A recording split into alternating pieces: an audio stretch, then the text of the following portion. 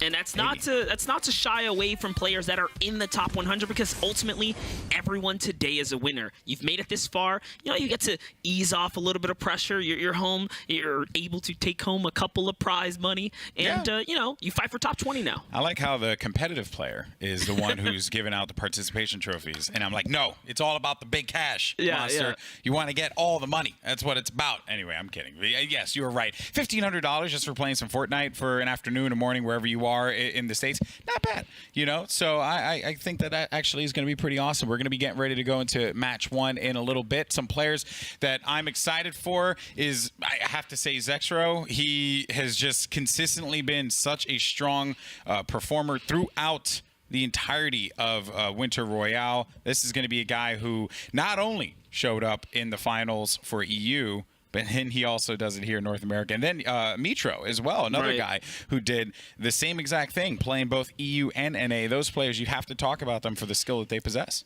And to touch up on Zexro and some of these new players that are in here, Zexro, known for landing Viking Village, pushing off any player there, and then diving on others, changed up his game plan in the heats after realizing Infinity Blade is the way to go. The meta shift, right? You have a lot of power on the field. This will influence how players are going to play today. Are we going to see Nice, Psalm, Chap, Zex, all these guys again fighting at the same location for the Infinity Blade? And I made a very ambitious tweet yesterday saying that, my background, I come from a variety of different games, and typically when something new is introduced, players don't like to go for that because you don't want to change up your plan as you get ready for the biggest match of your life. For a lot of these players, that's exactly what it is. Not the case here at all. Everyone went after it. They changed their strategies. Guys like Flossin made Polar Peak their home, and people like Chap, who was just going Polar Peak and literally landing and going immediately to the Infinity Blade to try and pull it out. Not wasting any time, just straight diving for it. And it's a strategy. You can catch players off guard. Some people won't land on a weapon right away or won't be set up. Maybe they'll be popping some shields. But we saw people punished for that, taking it a little too soon. And then the other thing were the Stormwings, that we saw a lot of players just dive in and destroy structures and even pick up a couple eliminations along the way. I think it was, I want to say it was K-Sid, I think, or we had Nav definitely going crazy, and Twitch. Oh man, totally drawing a blank on it. We'll get the name. There's 100 players. You got to give us some flack here. We went over 200 yesterday. Yes, but no, you're right. One of the notable ones was definitely Nav on Twitch. Notable for just dive bomb players and putting in work. Yes. So we could see that today. And then you have your guys that are just gonna go and tackle Tilted Towers, your usual spots. Some players though who are playing it very safe for the placement of it all. Now with the Infinity Blade in play, I think it's not about qualifying anymore. It's about being able to, A, finish in the money, B, finish with that big bonus. If you're able to get, or biggest bonus, if you're able to do it. The biggest bonus is so worth $20,000 will be in your hands. But how are you going to do that? Is it going to be consistent play out of locations like this, locations like Tilted Towers, where you can slay a lot if you're guys like Ghost Aiden? Or are you going to go for that bad boy, the Infinity Blade, just introduced into the game yesterday as we were prepping for the Winter Royale North American semifinals, and we saw the impact that had right away? Or are players going to try and isolate it? There's so many questions as we get ready, and another player that we want to highlight here is JT, who we were saying Ruse JT. Ruse is his team, JT is his name. And look at the amount of players going over to that southwest portion of the map. There are so many arrows in the southwest side of the map right now. They're going there, people. It's going to happen right here, right now. Players are going to have to fight and fend off the castles that they land at. And, of course, if you are gutsy enough to go for it first, Natty's going for it. Natty today. No one's shooting at Natty. Because they have to fight the other players here. Natty has picked up the Infinity Blade, and look who's over there already. Guys like Psalm and Flossin, and Natty's just going to go and run out. Yeah, he wants to take it and just dip because you know what you can do with rotations later in the game. And everyone else up there is now stuck to fend for themselves. And there's not a lot to fend for here, Monster. There's not a lot of resources you can gain. A little bit of brick, maybe some wood, but beyond that, there really isn't that much more to take. Yeah, we have a standoff right now. Flossin and Som, two of the Infinity Blade champions, if you want to call them that. Nice is here. These are all names we knew were going to land here. Yeah, Kiwi Face, Ronaldo, and we're going to go over to Nice, who now this just becomes a standard game of Fortnite here. And this is Natty as he was flying away, and I think he may have... let's see, what happens to Natty here? I'm genuinely curious. No way. Going for the great escape. Oh, no. The chill. There is none. What? Well, that's a counter strategy, and that's what happens when players get a little bit more time with the game. Someone had a counter for it. Hey, let's go get a Stormwing. And then let's go get the guy that pulls the Infinity Blade.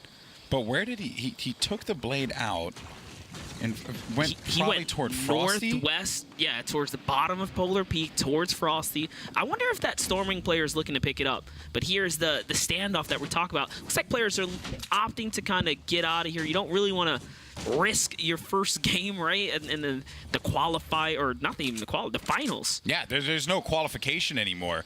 Just simply getting in is not enough. You want to get in that top 10.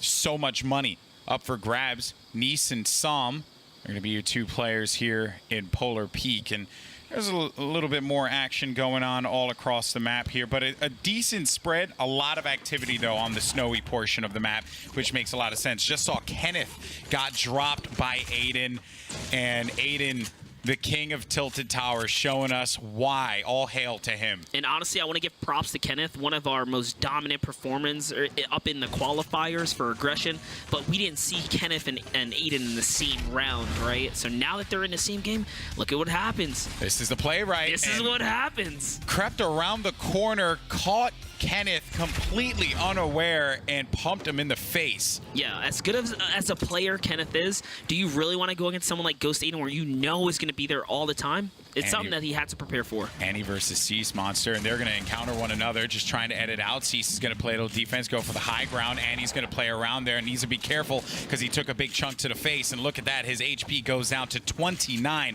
Has that compact SMG, but it won't really matter as Cease will get the elimination onto Annie. He was too quick on the wall replacement right there, hits him with the quick edit, catches him off guard, and that's why Cease wins that battle there. And now we have another standoff between Aiden.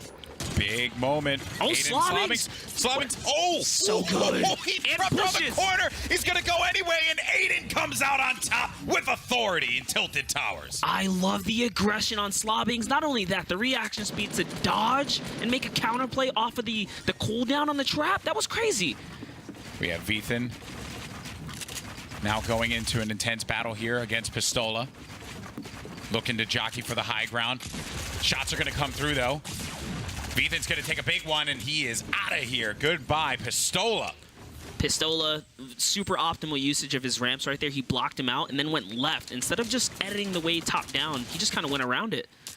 72 hours, picking someone off in the distance. Oh, Kai was fighting for this battle. Someone like 72 comes in and snags it. That's always a rough one to have to deal with. But Kai will be able to benefit from the loot that was dropped, so that's a plus. 72 hours is going to be playing from that low ground. And that's a bad position to be in. Kai could have got some early chip shots, and he does at least land one of them, but it's not going to hurt 72 too much because he's still pushing. He's going to have a lot of shields left to play here, and now he's going to jockey for that high ground once again. Going to eat another shot. 72 hours has to be so careful. Kai has the upper hand, but who's going to come out on top in this fight? 72 hours. Going to go back up, but Kai is going to finish him. Yeah, I like the play by 72. They did trade and respectively put a little bit of fear on 72. Kai, he kind of just felt confident, keeping the aggression up, and aggro play wins here. Some more action. Chap versus Psychic. Psychic, our winner from yesterday. Infinity Blade won't help you today, clean. Psychic. Unfortunately for him, Chap pumps right to the face. And by the way, Chap leading in eliminations with 3 right there. So he's the first player to earn a point this game. Did you see that? I don't know what's happening. Tyler just dive bombed with the Stormwing, and in the stink bomb ate just a bunch of damage. But he's all right. He's actually in an okay spot. But yeah, I mean, Psychic, he's such a good player too. And I think yesterday a lot of people were kind of like focusing a little bit too much on his Infinity Blade play, but I think, those are the moments where you kind of just want to step up in those situations. We'll see Psychic in Game 2. Now, though, it's over to Tyler, who's another one of our top finishers from yesterday. A couple times you saw his name pop up. That's quite right. a bit. Yeah, Tyler, just another aggressive player with the Stormwing. There's a few of them out there that are not afraid to take damage to it. Look at Emad here, looking to free up his Stormwing as well. Oh, he's eating those shots, and he is going to get away, but at what cost? Not worth losing all those shields like that. That is rough for Emad, but he will be able to get out of there. I think he would have liked to have gotten out of there with his shields intact. Another replay, though. You got Kevy. Let's see what he does. Going with the aggression, the hand cannon from underneath exposes the wall. So clean. Loon goes down. Man, Loon was putting in some work yesterday, too. Sucks to see him kind of go out a little bit early there. He, unfortunately, could not snag any elims that time as well. Fun to have the Heat 1, Heat 2 players going up against each other. Yeah, it looks like a different game, right? You had really players dominating certain heats, but now you put them all in the same melting pot. Different names are coming out on top. And Dubs is going to be going away, probably trying to farm up. I think Aiden is going to be engaged into another battle right now. It's going to be against Macwood. Aiden on the move. Is he going to be able to get control, or is he just going to bail out? And I think maybe in this instance, maybe it would be wiser for him to do so. Has a lot of resources. He's topped off. He's got a slurp juice as well. Even a big potion if he wants to nab that one for 50% shields. And the reason he wants to rotate out of here is because he's at the outer edge of the storm line here. This raises, the red flag for other players rotating in from Pleasant Park and stuff like that. So Aiden just exercising good game sense right there. And here's Armada Kiwiz going in the 1v1. Rough battle here as Kiwi's kind of trapped himself. Needs to be careful. Oh, that's a quad launcher. So good for resetting builds. Yeah, Kiwi's probably looking to disengage exactly. You don't want to stick around a quad launcher. It's just a little too much pressure as far as what it can do for resetting. That's kind of played Uzi. your hand. Kind of played your hand there if you're Uzi, and I think maybe that was the intention.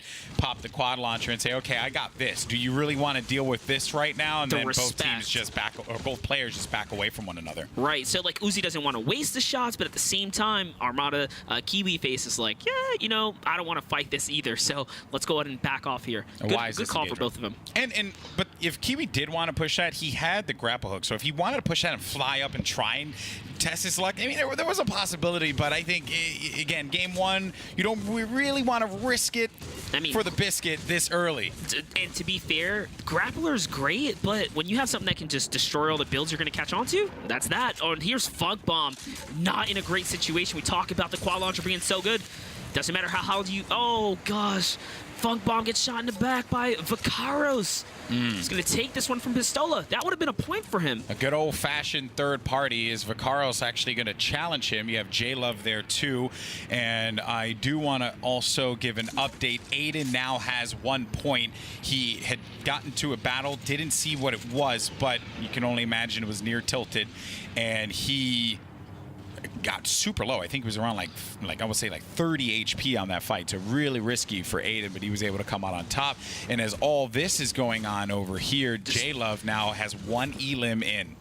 I just wanted to take a look at that map really quickly, but here it is. A little bit of a battle from Macwood's perspective. Oh, what a scrappy fight. Go for it with the pickaxe. He was so close. What a scrappy fight there, Monster. Just not what you want to see when you're cooped up in those situations. That's so rough. Man, if you're Aiden, you're like, dude, I almost got pickaxe down. Like, that was actually pretty gutsy. Crazy play right there. And as we mentioned before, 1 point for Aiden. Players who have points now, Aiden, Chap, and Pearl have points. And Pearl we really did not touch up on yesterday at all. And I remember going through the notes, and there has been not a lot of information on that player. You know what? Every dog has his day, and at the same time, you have to understand that some days you're just not going to be at your peak. If today's his peak, he might just be one of those wild cards that just comes out on top. Yeah, with 3 eliminations in the first round or the first game of these finals, that is huge to get a point this early. Very big, and it kind of goes in football, right? Any given Sunday, you never know what's going to happen. Exactly. Same thing here. Any given day in Fortnite, you can have the game of your life or the worst game you could possibly imagine. But now, you're going to get a little 1v1 scuffle here between, Coid and Dubs.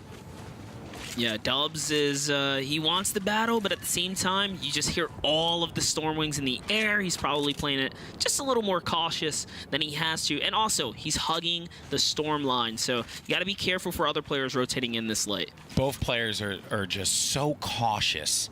They don't want to expose themselves and give something up Yeah, and it's such a different meta nowadays. Playing low ground in the past used to be like, oh, you know, there's no way you can win this. Not anymore, man. The one pumps are back. And look at that. Low ground is victorious, just being patient here. R-Dubs is going to get caught off guard. And Dubs, he's running away from this. He's going to have to defend himself. He's going to be in the open, and Cold's going to have that position. Just got to be careful. Doesn't want to get shot from behind. Interesting take right there. He kind of faked the push, which worked. He has 2 Rift to goes. Jeez, this man has a lot of mobility, to say the least. Hand cannon in his arsenal as well. He's going to get blocked out here. He's going to be able to make the jump play, and it is. This play is so flashy, but so clean if you can pull it off. Yeah, he decides that it's a little too high for him. He's going to bring it on down. And go down he will. If he does want to use that Rift to go as well, he has 2. He can get rid of it, but Cold's going to go for the shot. Send Dubs to 72 HP. Another shot goes in, though. Cold's going to eat that one. Not a lot of damage. His Dubs now wants to get this control. He owns that wall right here. He's got to kind of sneak on out. Dubs just showed that he can take that high ground and bring it to you. Can't fire down. You know he's not going anywhere anymore. He's going to have to play that defense. What does Dubs do here? Both of these guys are in dangerous territory right now because they can get one pumped either way. And Cold was smart to throw down the campfire there because he brought himself back up to 100 HP. Meanwhile, Cold will not get any of those benefits. He was still trying to get control, get into that wall. So having that utility really helped him out. If he does want to use the minis, he has 2 to be able to use it. And the Stormwing shot him down. May have thrown things off, though. He eats another shot that's going to put him at 98 HP. Does he use the Rift to go? Crazy battle here. It's getting so close. Does he use it? He thought about it. R-Dubs actually gets hit by the Storming for Whites there. You know they're not going to give it up anymore. And Cold obviously has no idea that that's happening, but the Stormwing flies on in. That's 2 Stormwings looking to get in here. Rifted. Oh, he actually just barely missed that. If Dubs would have even had a slight impact from a Stormwing, he was gone as well. That was like an episode of Star Trek, you know? It was like, beam me up, Scotty, beam me up. And he finally beamed him up at the last possible moment. Dear so me. Intense. Cease making his way up to the 3 elimination threshold as well. Ghost Aiden somehow was eliminated. Might have been by Cease because suddenly he is at the top now, leading in eliminations. And there's so many players approaching that threshold here. You even have players like Outlet Live from yesterday who managed to win a game and you know, come out in the top 10. I was having a really good time seeing Outlet play. He approaches the game with just the gusto that you would hope a player like him would do. Like he challenges fights. He goes for the things that he needs to, whether it's the Infinity Blade or he'll take advantage of any of those opportunities that are presented to him. We'll see if he can get that first point. For Aiden, though, I think mission accomplished. Game 1, you just got a point. Oh, yeah. So not bad. Oh, yeah. To get a point in a competitive format like this, it's huge, especially early on. It's a sigh of relief. Think about it. If you can net worth even on average a point or 2 every single round, within 5 games, you're going to be at the top. And actually, we have 6. 50 players left. The Storm collapsing. There's going to be 2 crates that will be up for grabs in the zone, and the zone actually going toward that western portion of the map, the new circle going to the western portion, a little bit in that icy area, just right outside of it, in front of Shifty Shafts. So a lot of open area, and I'm looking too, there is some unique high ground there as well. Man, Tweefo gets chunked down by a heavy AR shot on his rotation out. It was Gangsees who made a quick play on him, and I don't think he's too happy about that. He's now doubling back, looking to get a piece of this action. He's got to be careful.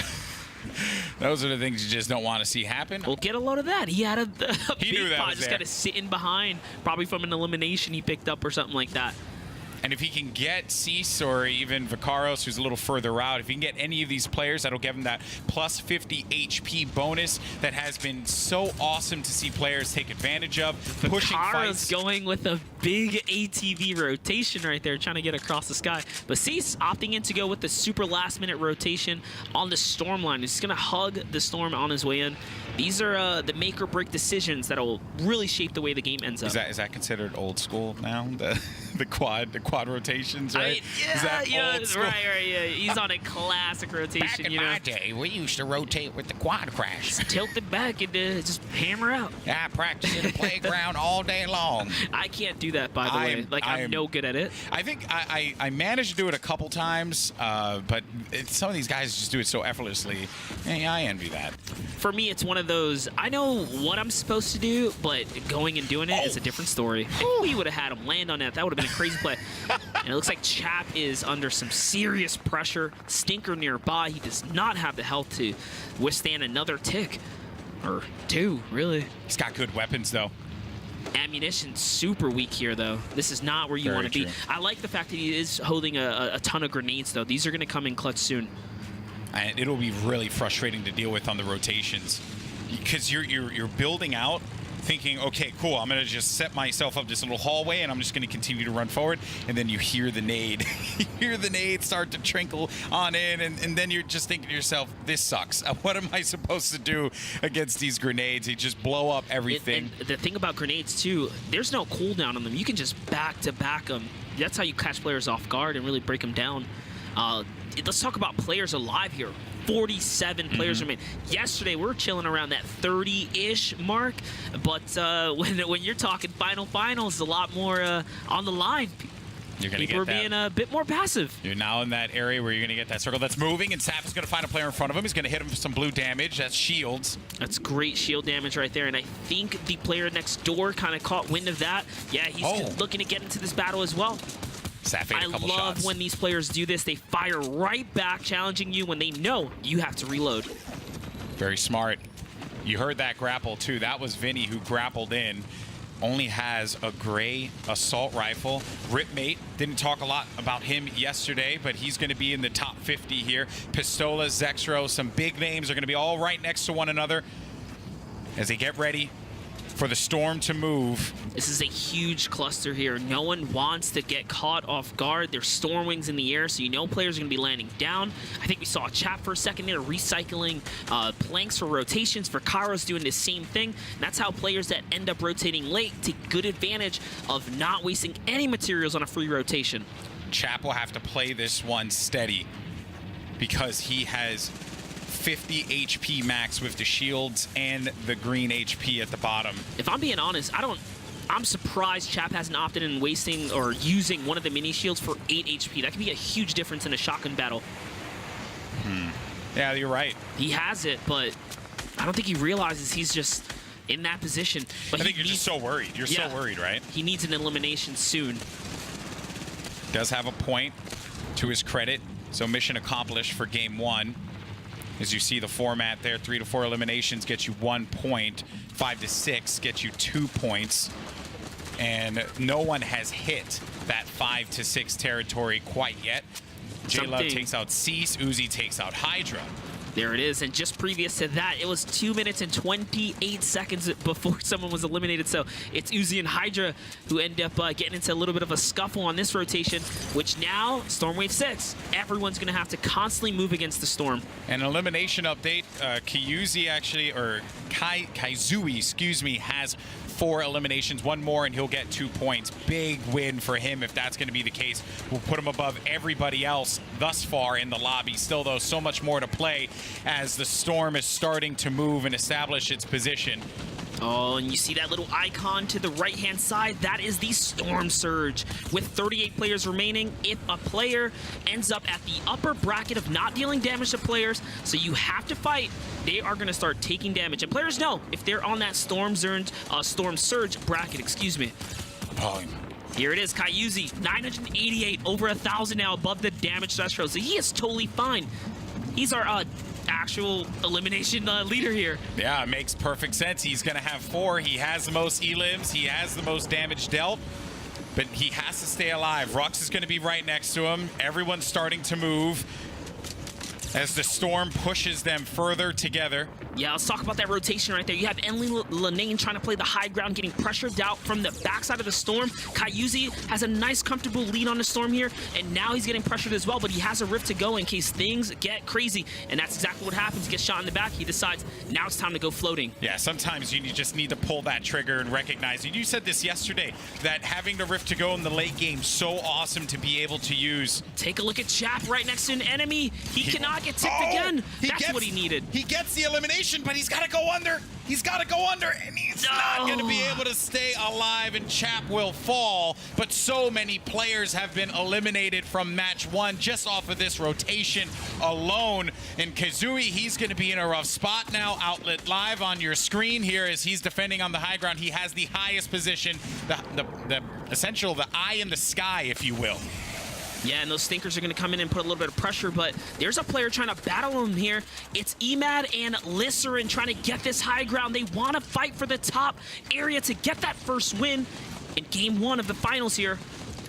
Outlet showing that he can win these games. Lisserin did not stand a chance. His Outlet was able to get control of that, picks up the slurp juice. That's going to be huge. Has to get out of this one or else he's going to eat some damage. Yeah, Outlet forgetting that was not his plank there, so good play on him to quickly react and break it down. That's a point for him. Next person to go down is going to make it a top 10, so everyone is looking to survive right now. Outlet has 5 eliminations currently, and Kazooie also picked up 5 eliminations. These 2 players going huge right now in match 1. Next storm is about to be established. Kayuzi is on the hunt here. He wants more action. He's got someone pinned down. And this is it. It all comes down to this. Oh, the pressure is on. We only have a few more remaining. 6 players left. Monster, Outlet is on no materials now. It's time to start the decline, and here it is. What a shot! Tyler did not stand a chance there, and he drops down. Outlet's going to take so much damage. He will have that slurp if he needs to use it, but he's going to just get bodied by Legendian at the end there. It's going to leave us with 2 players with the Infinity Blade, and it will be Legendian with 7 eliminations. And we didn't see the Infinity Blade. Royale. We didn't see the Infinity Blade for a good portion of that game, and it just pops up out of nowhere. What the heck? Someone must have been holding on to that.